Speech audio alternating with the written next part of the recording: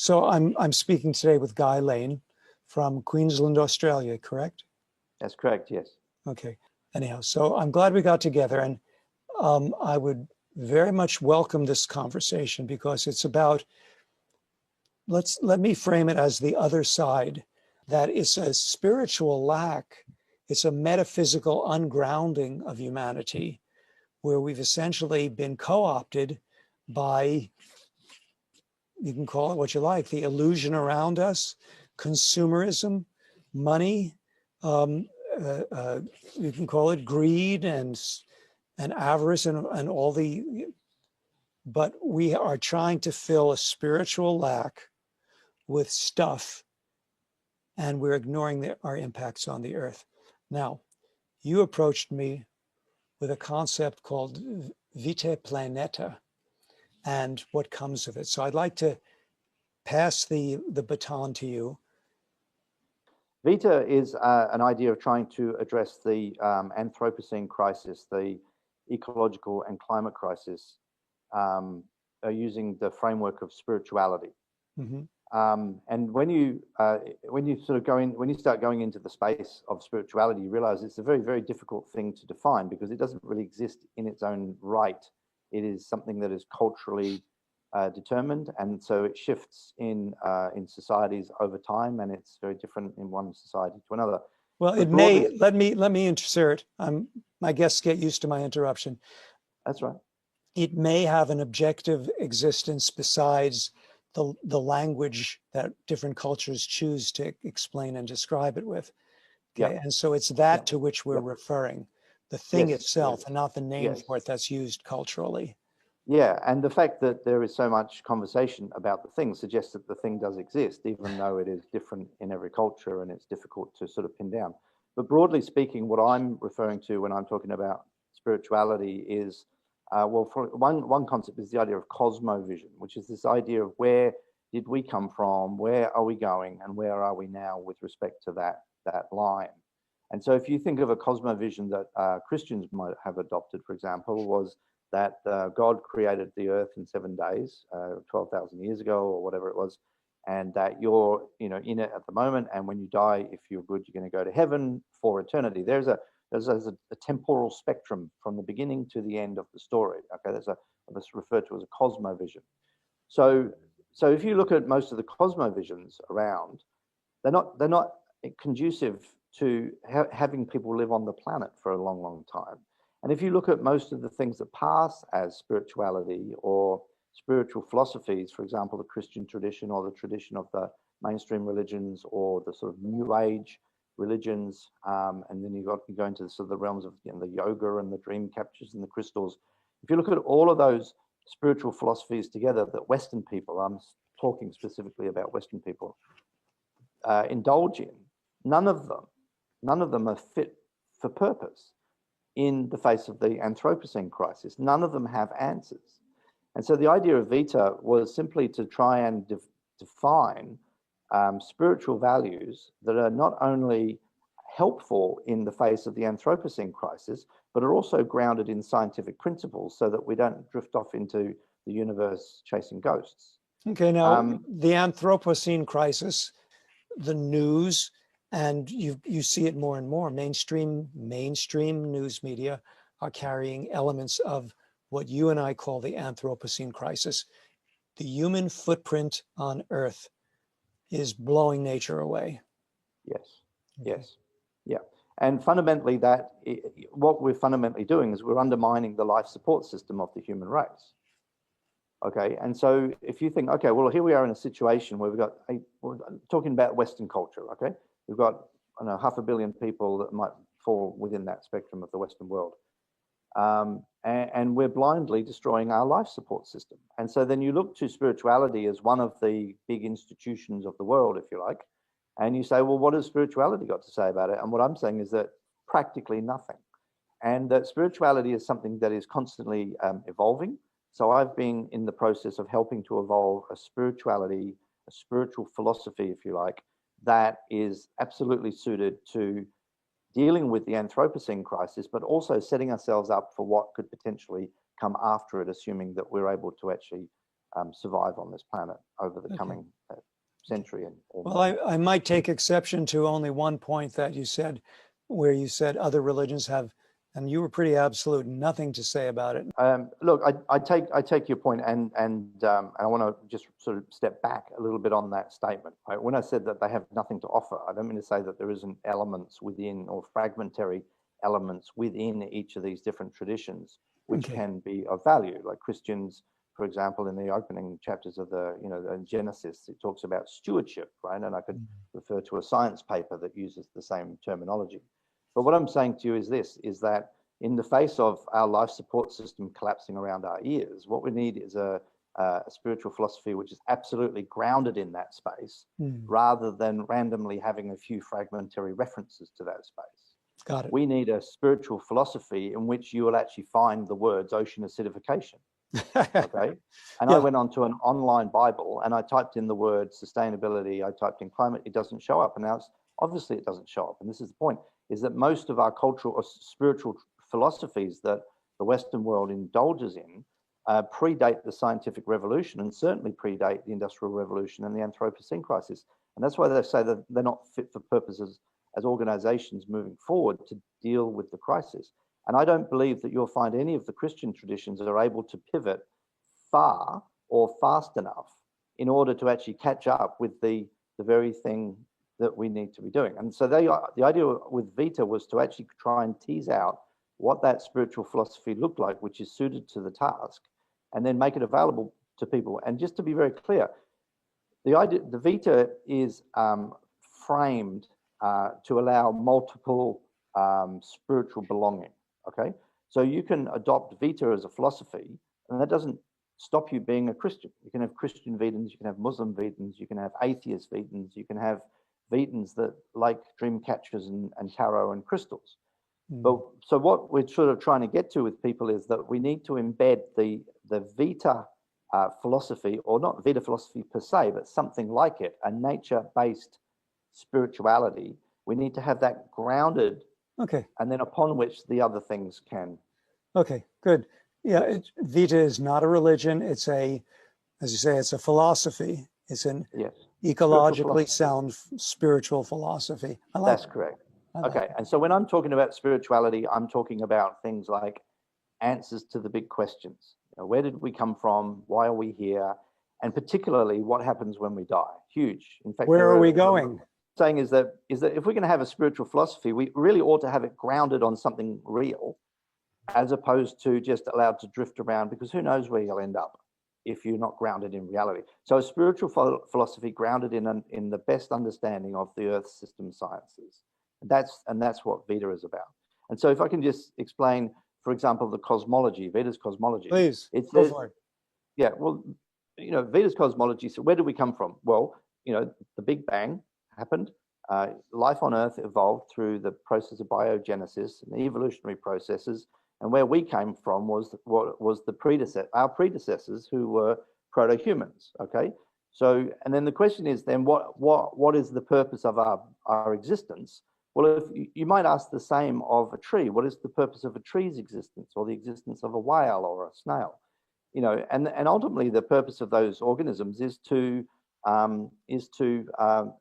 integrate in a holistic manner in the biosphere, to perform functions within the biosphere, to allow the biosphere to continue. I mean, that's fundamentally what's going on with the evolutionary process. And so really that's the meaning of human existence from this spiritual philosophy's perspective, is our role on Earth is to contribute to the whole in the same way that all of the rest of the organisms do. Is to interact productively with the rest of life.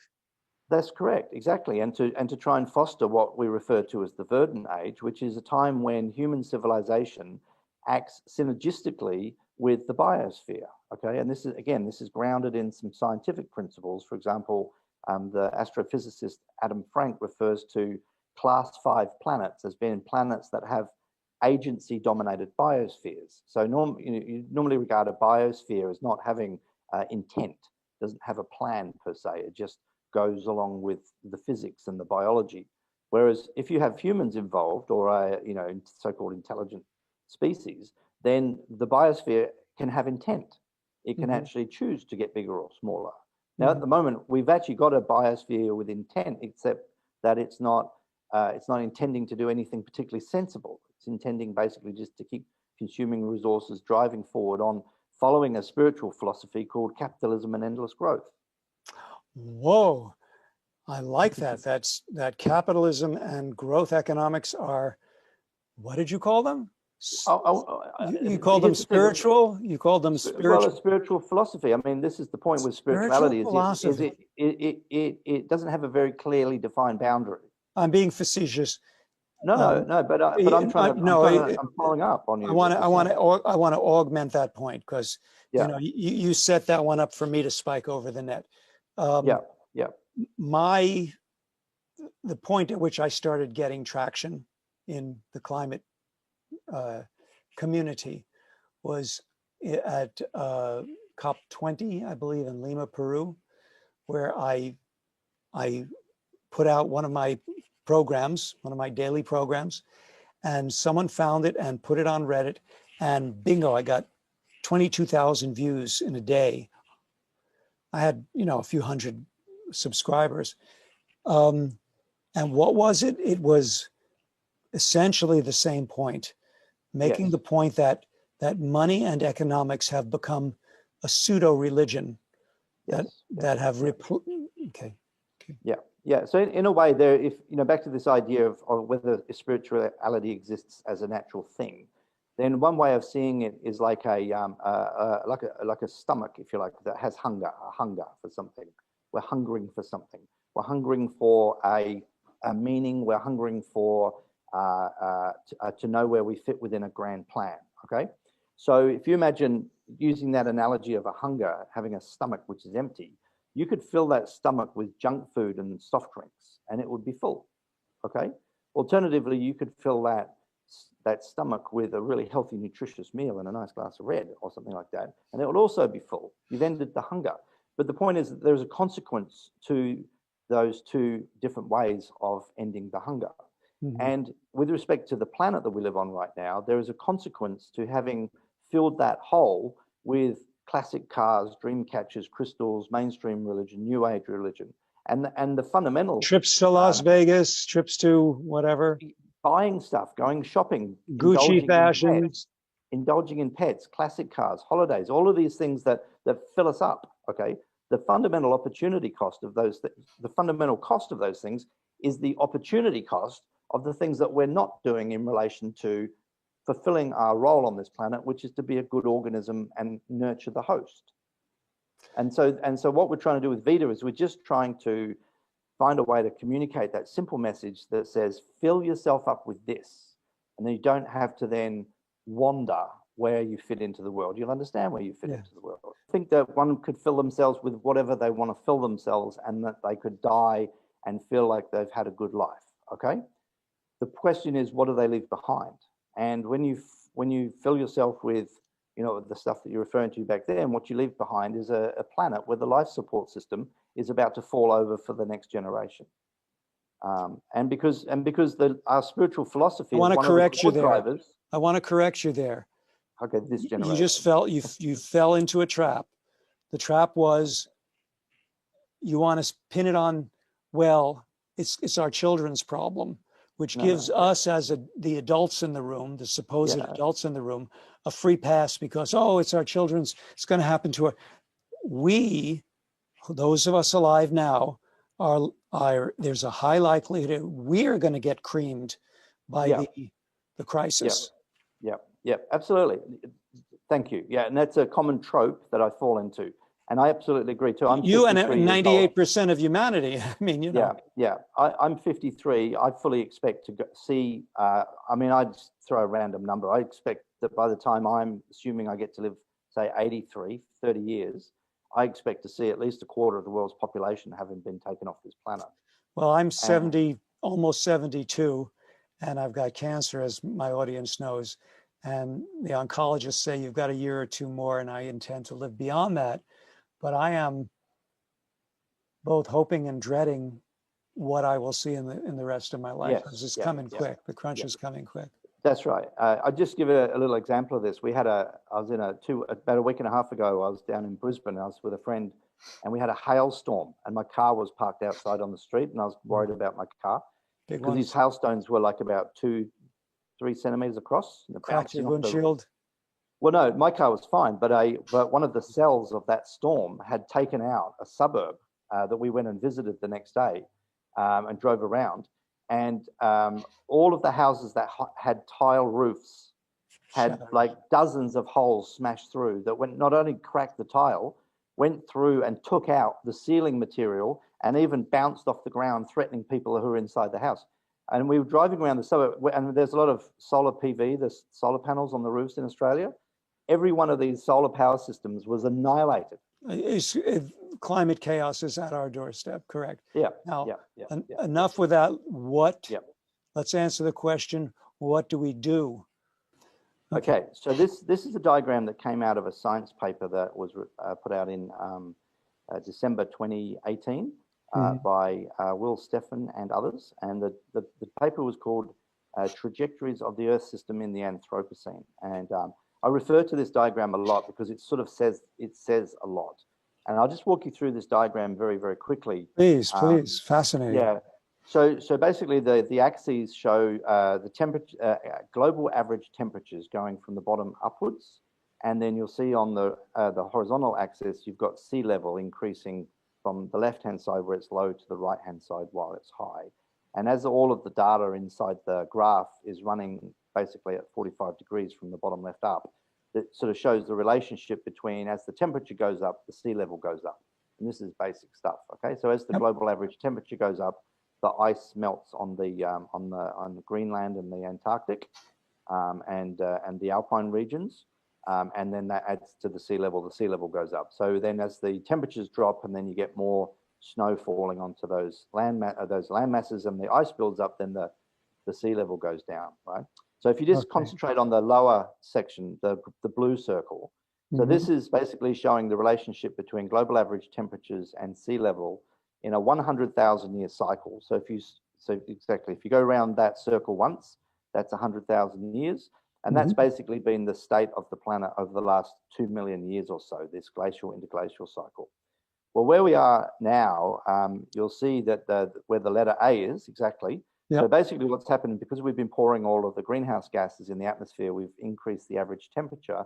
We've now departed that cycle. We're out of that cycle now. And we're now basically heading in the direction of that dark red arrow. Okay.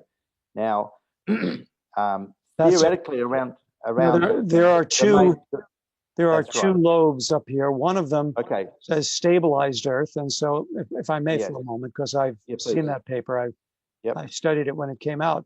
So the stabilized Earth is if humanity is wise enough to do what's necessary, we might be able to stabilize the Earth below 2 degrees. An average, a mean warming of 2 degrees from pre-industrial times. And then bring it back down and regain this cycle whereby, well, over a long period, 100,000 year cycle, we go into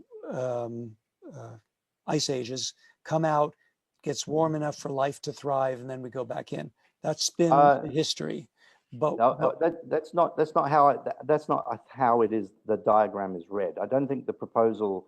You see, a glaciation is almost as bad as a hothouse in a way. I mean, a glaciation puts 3 kilometers of ice over Western Europe. So glaciation is not necessarily a great thing to go back into. The idea of the stabilized Earth is conceivably that you could basically just sit in that loop around between where A and B is. Right? Okay. And effectively, the way you do that is we become the wise stewards of the whole Earth system. We manage and monitor and control the total amount of CO2 in the atmosphere and other greenhouse gases to keep the temperatures just where we like them. This is what Adam Frank refers to as an agency-dominated biosphere, a biosphere that's got somebody saying, whoa, whoa, whoa, we want it just like that, instead of letting it go between these cycles. So you can turn the dials and say, okay, too much fossil fuels, let's... Okay. Yeah, and so the other alternative is beyond. If we keep going up the main red line, which is beyond 2 degrees, we trigger the cascade of climate tipping points, and then basically what happens is that the planet heats up even further, irrespective of what we do, and that basically takes down most life on Earth, and effectively a rerun of the Permian extinction, just 100 times faster. And that's basically where we're going to go to unless we start reining back fossil fuel emissions, greenhouse gas emissions, and also we need to start sucking carbon out of the atmosphere in order to, reduce the total stock of the radiative forcing. So that's a scientific concept. That's a scientific principle that's grounded on the latest. That's the understanding of the Earth system over hundreds of millions of years. That these are patterns that you can see replicating over the Earth system over hundreds of millions of years. And that diagram forms the heart of Vita's sort of understanding of the world and the future and what potentially is available to us in the future. So can you go now to the Vita diagram? Okay, so this diagram is fundamental to Vita. And so obviously you can see how it's replicated the scientific diagram. And the two core things to see in this is the skull creature that I refer to as the anthronaut, which is basically representing the mass extinction of not only the humans represented by the skull, but most life on Earth represented by the Nautilus, which is the pathway that we go onto if we trigger the cascade of climate tipping points, which we'll do if we don't euthanize the fossil fuel industry and pull trillions of tons of carbon out of the atmosphere in the coming decades. But the opportunity is that if we can get through this crisis, the Anthropocene crisis, which is ecological and climate related, and of course there's a whole bunch of other aspects to the Anthropocene crisis, including nuclear weapons, for example. But the possibility is that we can find ourselves in that stabilized Earth place. And if we do develop a synergistic relationship with the biosphere, we could potentially live on this planet for millions of years into the future in a very robust and healthy environment where there's plenty of fish in the ocean, plenty of forests, plenty of wilderness, where the cities look like forests, and indeed where but there are maybe not quite as many humans. Well, there almost certainly won't be as many, because I can see in the coming decades that there's going to be a great winnowing away of human population. It's happening now. Principally through the loss of food production because of increased heating and extreme weather. And pandemics are a factor of life here to stay.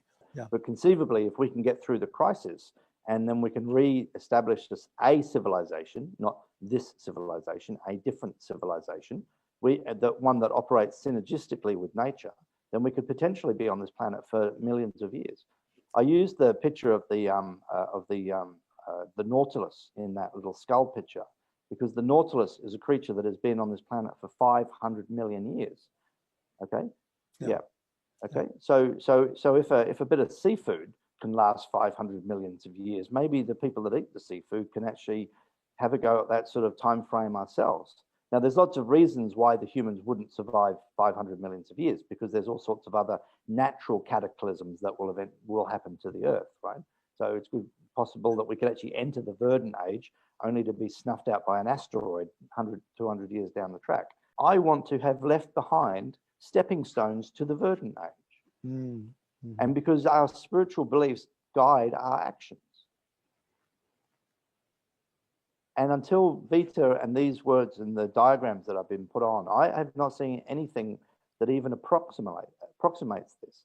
And again, I don't want to be critical of the traditional spiritual philosophies, but the closest there is really out there to something like this would be Taoism, and that was 3,000 years old, which says nothing about the Anthropocene crisis and nuclear weapons and ecosystem collapse. And so what I'm trying to do is I'm trying to draw on these ancient philosophies where there is useful material. For example, Taoism, and Shinto is another one, but also Stoicism, which is not a spiritual philosophy per se, but a philosophy nonetheless, and incorporate into those the meaningful parts of those ancient wisdoms, and integrate into that the scientific and contemporary understanding, and then to create a spiritual philosophy which will suited to the times that we're in today. Well, look, one of the concepts within Vita is the idea of solastalgia care, right? So in the way that, say, for example, Christian organizations offer pastoral care, which is basically attending to people's emotional and spiritual needs. So such a thing exists within Vita, and we refer to it as solastalgia care. You're Now, going to have to spell solastalgia, that for me. I don't understand the word. yeah, it's SOLA, solar, STALIGIA, Like solastalgia. nostalgia, but it's sola-stalgia. Uh, Did you make yeah, up the term? no, no, no, no. It's an Australian philosopher who coined the phrase, and it brings together the idea of solace and nostalgia. Okay. And it brings together the idea of the emotional sensation of seeing your home destroyed by fire, or like, for example, the people we were talking about in that suburb that had their ceilings collapse around them and all the water came in and they couldn't live in their house. They go back to the house and the house is sort of still there, but they feel this longing for the house the way it was. And so this is an emotional stressor that is coming on more and more people as they understand the climate crisis is taking away the things that they love. It's like a sort of homesickness while you're actually still physically at the home. Hmm. Okay. So it's Okay. an emotional distress associated with the destruction of not only the environment, but the things that we've created. And so one of the roles that the Vitans would play, one of the roles that people who follow Vita would be to understand these things and be able to offer care, spiritual and emotional care to people who are suffering. And so you can imagine a culture, a global civilization, where that's how it gets its living, by regenerating nature and fostering the growth of things rather than just constantly cutting things down and digging things up. Yeah. So we've already got many of the tools that we need to deploy into this future world, right? The question, but what we don't have is a price on carbon. What we don't have is proper, government policy that says we've got to pull the carbon out of the atmosphere and do it in a way that restores soils and doing it in a Yes. way that regrows forests, right? So Yes. And we're putting in a tip of the hat for regenerative agriculture. absolutely, Okay. absolutely, Because and again, these are concepts that much of our audience will know, but many in our audience will not know. Regenerative agriculture is the idea that we don't have to do the industrial model of a tractor going back and forth between the rows, spreading poisons and spreading fertilizers, and essentially just using dead earth with no microscopic activity as a matrix for holding roots, which we feed artificially and we poison the weeds. And that's the industrial model.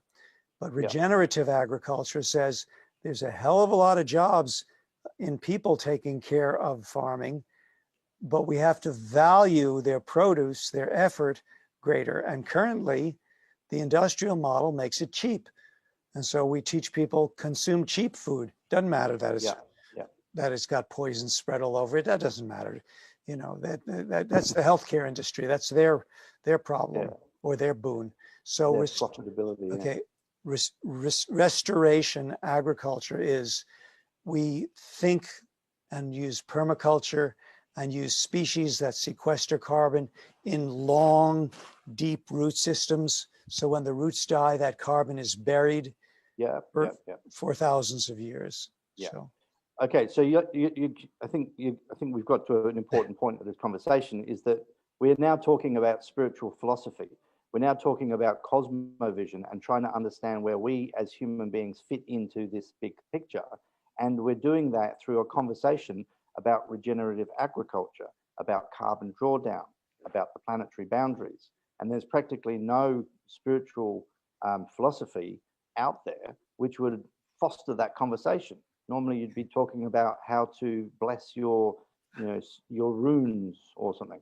Yes, and so I think this is where we're trying to come to with Vita. Vita becomes a philosophical foundation for civilization to move forward, as opposed to basically fall off the cliff. Let's just for now call it a big tent hoping to become bigger. And what gets discussed inside that tent is a revival of a different sort. We're talking about a spiritual revival, but not one that has a specifically religious context.